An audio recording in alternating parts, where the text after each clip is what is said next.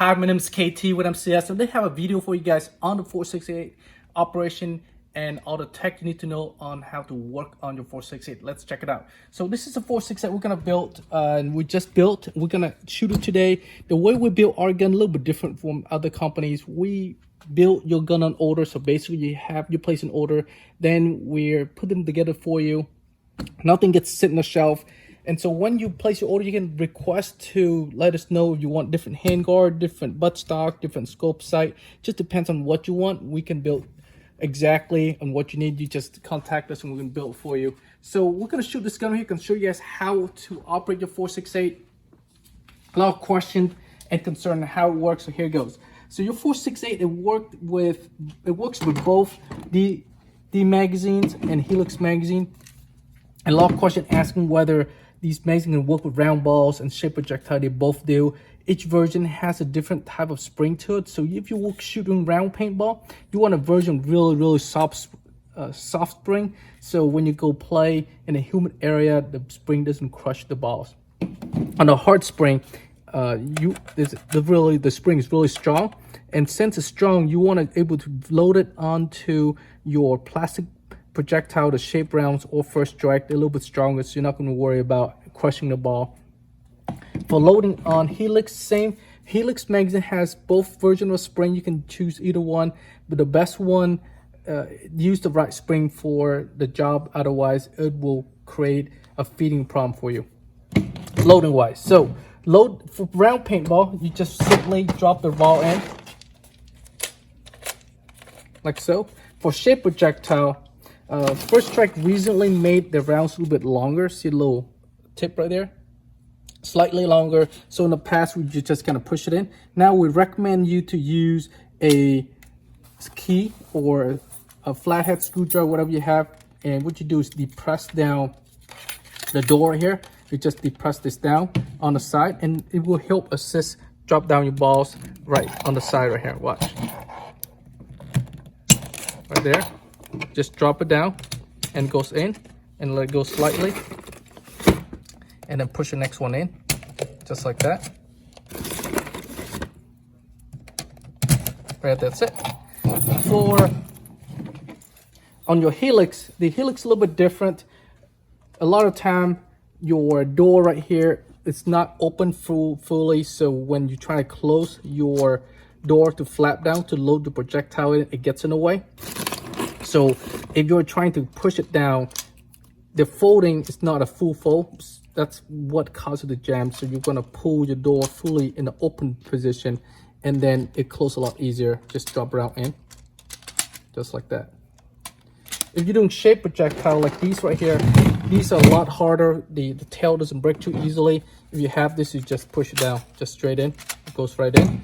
Same thing on these rounds right here on the Helix magazine, just push it straight down. Again, make sure your door it's in the forward position so that the way the flap can fold so you can load easily. All right, so we're gonna load some rounds. So on your each gun comes with one of these loading rods, and you use it by pushing the rod down to the magazine. You push it down a couple times. Sometimes the spring doesn't align, just kind of reciprocate a couple times so that way the spring can align up. After that, the locking mechanism will lock down your follower. Now you can load round in. If you shoot round paintball, doesn't matter, you put this in or you can shoot your shape in. Either one, loading it's the same process.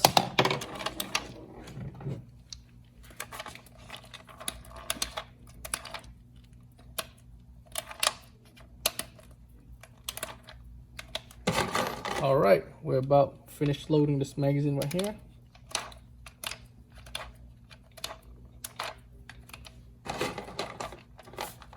Right there. So before I recommend that you don't put your magazine into the rifle until you're ready to shoot it.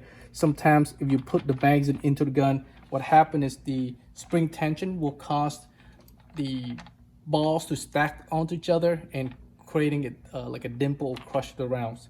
So on this 468, you notice there is a lock bolt mechanism right here. And if you were to go fire the unit right now, it lock itself out, will not let you cycle. All right, when you pull your charging handle back too on your operational side, make sure you pull it back fully all the way until it stops. I've seen some people just pull back just this much. That's not enough. You got to go all the way to the back. And you can tell when you pull the trigger, it actually cycles like that. Okay, that means it's ready to fire. All right, here we go on this side. All right, we're gonna air it up. There is a remote line here. We'll run throughout the shop to test the gun. We're gonna air it up a little bit right here. Make sure it's nice and filled up. We're good to go. We'll put the magazine in.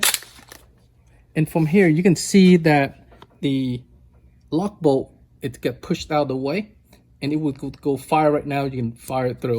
All right, here goes.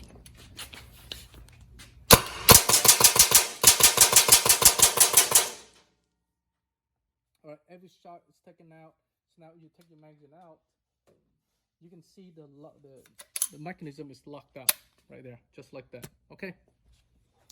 All right, let's go over to this side and we're gonna check out. All right, so on your unit right here, if we are to do any service and repair too, I'm gonna show you guys how to do that today.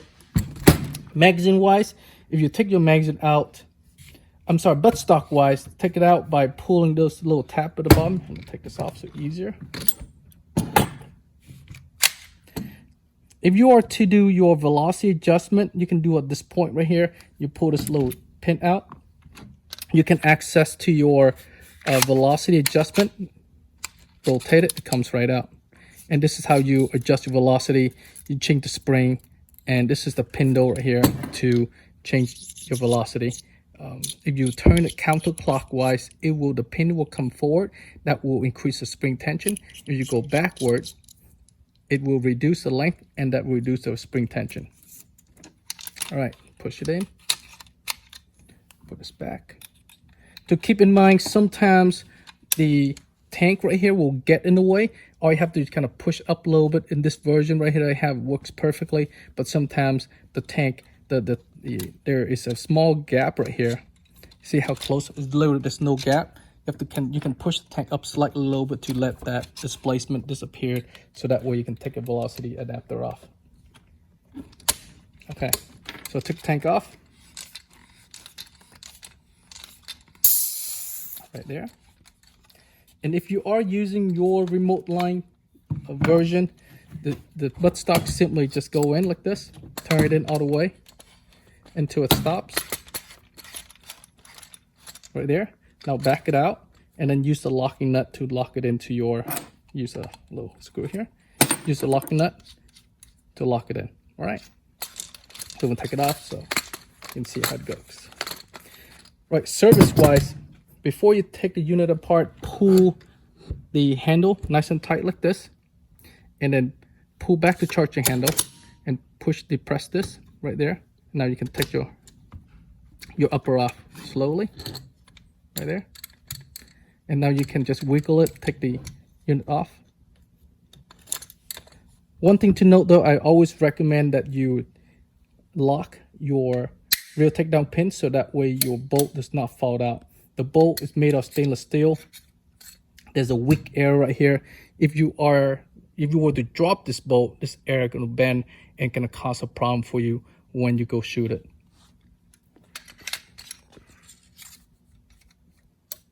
All right, on the bolt itself, if you look inside, on the bolt, the upper itself is not much going on. The lock bolt's right here. You can test your lock bolt by doing this. Go right there, have it stand up straight, and your bolt is in a vertical position. Depress your lock bolt down, and then slightly push down your bolt. It should fall down on its own. If it doesn't do that, your bolt will not able to cycle smoothly, and you may need to get that realigned. You can contact us and we can help you with that. All right, on your lower, magazine well wise, you can take out the magazine well. All right, so to take it off, there's a little pin here on the side. Actually, let me take the rear end first here. Take this pin off, rotate. You can pull it out, and there is your striker inside. pull the striker out right there. Oops. Right there, and then you can this is your striker, and you can use your striker. This is almost toolless. You can use striker. You push this out, and now it comes. And pull this pin out, and now your magazine comes off. And there's a little seal between the body. Take that off, and there's a little pin right here. You can use your locking pin to push it out. Right there. Keep in mind, if you have a new unit, the part may be a little bit tighter than I have here. The pin comes out, and then your front valve. There you go. That's all the part in the front. If you look at this right now, you can see that it is, there's not much going on inside. Now we're gonna take the valve assembly out as well. There's a 3mm right here. Loosen it out. In the back, use your Allen wrench right there. Now you can just take the whole unit apart. All right, there you go. Now your valve's out. We're gonna take this little screw out as well. And this will remove your valve completely out from the unit. And then we're gonna push the valve out. There you go. Now this whole assembly is completely disassembled. So there are two areas that can cause a leak on the back right here. The screws right here. If after you shoot for a while, the screw may come loose and there's enough vibration, it may come loose. You can easily tighten up by using a 2mm wrench. Just tighten it up and the screw will go in more and tighten up and will prevent a leak. Same thing in the front right here. Those are the areas that can cause a leak. That's on the exterior side. And the inside, another area, this valve right here, when you assemble it, making sure that you check your valve for any burr. Your pin and the valve must be moving pretty smoothly. If there's a burr, it prevents this pin from going through, and say it gets stuck right here, air will pass from this valve right into the chamber, and that's when you have an excessive leak that will cause the whole system to bleed all the air out.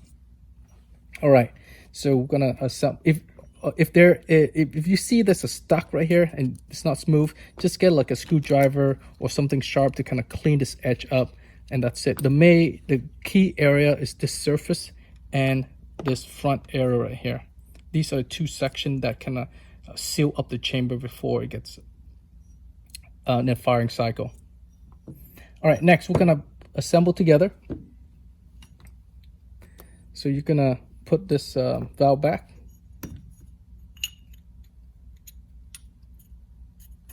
Right there.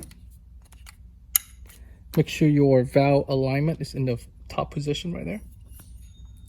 Put the screw back in. And when you do put the screw back in, make sure you do it lightly here. You don't have to go all crazy on it, just until it stops right there. All right, and now put your, this is the new guide. And we go like this right here, assemble. The flat on the older model, pre-2016, this flat needs to go on the top. If you have it upside down like this, it will not able to close the valve because there's a body pin in the middle to prevent this from closing. So you gotta make sure it's face up. Right there. Right, nice and clean. And you can put your valve back in here. And then put your pin back together.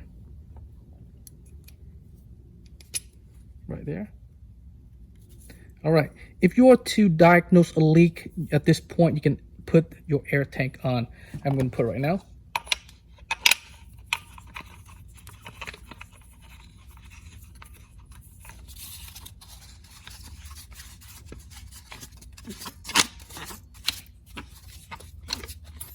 All right, if there's a leak, you should be able to hear it. If you have a slight leak, you cannot identify the location. You can dip into a bucket of water and see where the bubble's coming out. If you have a leak right here, more than likely that poppet valve, which is the white part we have earlier, it's not sealing.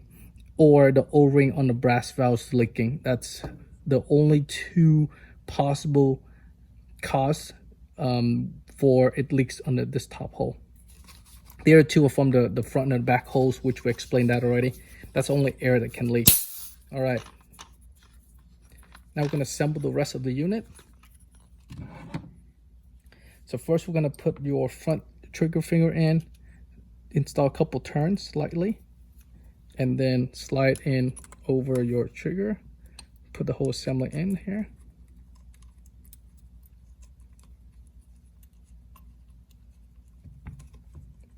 Right there. The front. Tighten it up. Secure it down a little bit there. All right, it's all good to go. Next, put your striker in. The part I want to explain on the striker here, if your striker it's not able to move back and forth smoothly, more than likely there's a burr on the back right here. And what causes a burr is when you install your bolt incorrectly. I've seen a lot of people install your bolt like this right here. Instead of going here, they pull like this. And what happened is when you close your upper and you close it like, instead of going to the center of the hole, you close it like this. And when you put a trigger, it fires forward and come back and hit against this pin, cause a burr right there. And if that happened, your striker will get stuck. Get a small file and file all the burr locations, and then so you can pull it out. Sometimes you may have to file this section right here, right in the back here.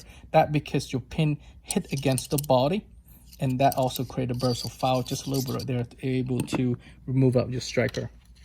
If you have any question on that, just let us know. Rarely it happens. It does happen. That's why we're addressing that in this video. All right, put the striker in, and then put your trigger, your safety in 5 position. Pull your trigger. It will release the striker now in the mid position. Put your spring in, your dampener in, and then your velocity housing. Push it in, rotate it, and then put your locking pin in. Always use your locking pin. That prevent the lower from breaking and from the housing from coming out. All right, now it's pretty much ready for fully assembly. You get the magazine well right there. Get your anti-bar drop there. Alignment, put right there. All right, so assembling this, your seal, there's a body seal here. If you put a new body seal in or you have a new gun, this body seal will prevent your upper and lower to close. It's not easy to close, okay? So an example will be this. All right, so you're gonna put your upper on, align, put it in. All right, your striker, it needs to be in the rear position. Your bolt gonna stop by the lock bolt. Close it slightly. And you can see there's a slight gap right there. This is when you pull your charging handle slightly, and that will align the bolt to the striker. Grab nice and tight, and you're trying to push it in. Sometimes it goes in, and sometimes you have a tight one. This is the seal's kind of broken. If that is the case and you have a hard time doing it, you can check your alignment by take out this seal. If you take out the seal, you should close it just a lot easier. See how that goes? Finger push that in there. Like, so when you first put it in and you have a hard time closing it, it is perfectly normal that you have to fight a little bit. And see how this kind of tight for me now? There you go. It's perfect normal to use a little mallet to knock the pin in. Once it's broken in, you don't have as much problem. See how it's pretty tight for me. So and just a little mallet right here, tap it in. There, that's it. Taking it out a little bit easier because the alignment is not as pertinent, but when you put it in, it is perfectly normal that you have to mallet it until the seal kind of broken in and mold around the body. I'm going to show you guys how to assemble the upper on this 468 so that way you don't break your magazine tab when you put your upper on. When you take your upper off, wiggle the upper and lower, and this pin will come out. And you can take your upper off, like so. All right, sometimes when you take the upper off, the trap system fall down like this. That means that when you put your upper on, the upper will depress down with this little lever, and in turn will break this little tab that's inside. This trap is in the up position.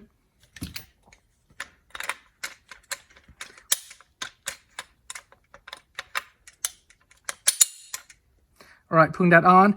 When you hinge it down like this, make sure that it goes down smoothly. You feel that something is stopping it, check and make sure that nothing gets in the way. You put it down. And this little gap right there, of course, put your pin right there. Press it down nice and tight and close it up. All right, I'm gonna show really quick here on the bolt action. A lot of people asking about how to do that on the bolt action. On the bolt action, it's a little bit different. Because the bolt action, the striker, it's on a different, has a different set to it. So you see how the striker has a track to there on it. So which means that you're able to move your bolt back and forth sliding on it. So closing process is not the same. If I have my bolt forward right now, and I were to close it, my striker gonna be in the front and my bolt gonna be back. And this is what we're talking about. If you're install it and your pin, it's gonna close and it goes behind the striker. Okay, you don't want that to happen. So what you do is you want to have your striker in the rear position on the bolt action, and then push the lock bolt, move your bolt in the forward position, and when you close it, it will go right in the track and close it up right there. Again, this is a little bit tight, gonna tap it a little bit. There you go. That's how you assemble on the bolt action. One thing I want to point out, once you put your upper and lower on, I always recommend that you do a operational test or alignment test. You pull back the handle, pull the trigger. Do that a couple times, you know that mechanically everything's fully functional. That's all you have to do. On the trigger frame wise, once it's set, it's done. You can shoot like 100,000 shots before you have to do anything to it. If you have issue with the trigger, let us know. We're able to help you with that. A lot of people concerned about the safety. So, once you have used for a while, it's loose. That because the way that the safety on the trigger set, we are making a new version that would change how to interact with the trigger frame. It will be released later this year. So if you have any question with that, we can help you with that as well. All right, last one I'm going to cover is the difference between the 2017 version and previous compared to the current one. The difference is the upper itself and the javelin bolt. The lower pretty much the same. You can see that the older version, it has a two-piece upper. The bolt, lock bolt segment and the uppers are separated. On the new version, it's just one piece, and you need this one piece because of tolerance to use your javelin bolt. If you are using javelin bolt, you will need this one piece version. And you can see that the older version, same process, they use the same upper, use the same lower, internal component pretty much the same, and the bolt is composite rather than steel.